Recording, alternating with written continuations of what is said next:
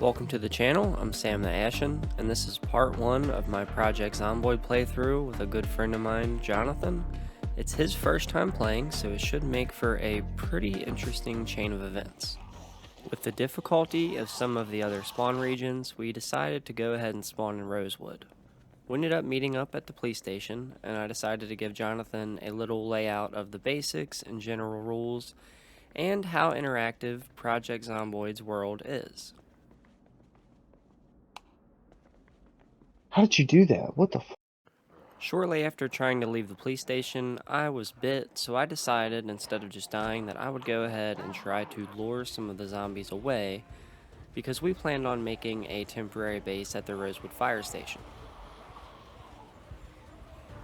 It took a while, but I decided to make my final stand and go ahead and let the zombies win.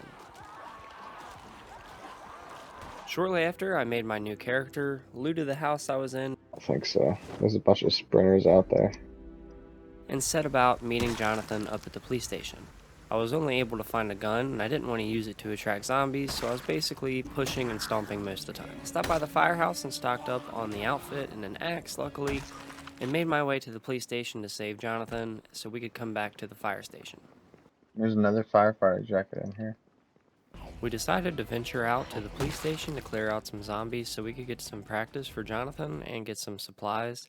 I also had him unbind his shout key because, yeah. And right about this time is when he had to get off. I decided to stay on for a little bit longer and clear off the rest of the zombies at the Rosewood fire station so that it would be a little bit safer.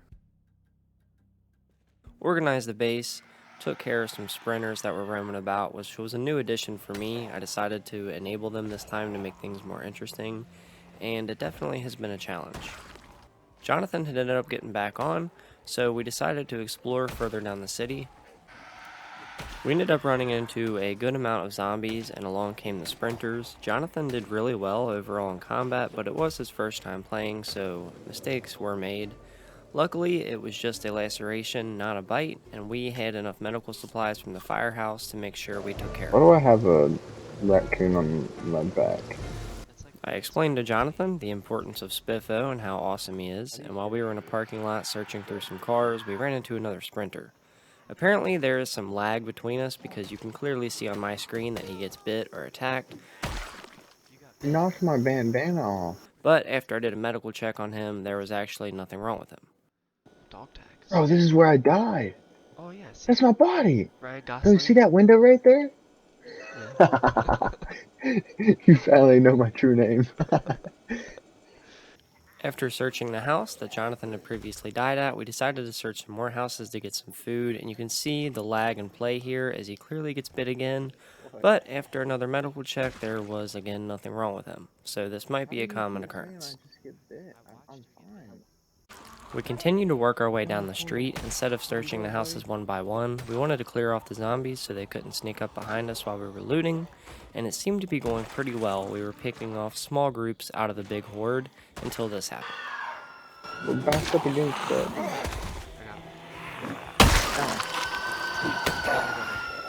Back up this way.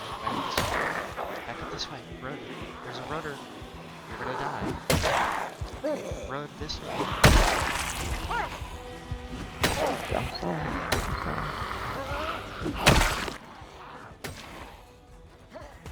We were lucky enough to survive and make our way into a safe house. Oh shit, what the hell did he even come from? He just popped out of He's taking a piss. the floor or something. We watched the TV to get some free experience, and then after getting back to the fire station, it was time for Jonathan to get off. I'll hop off here.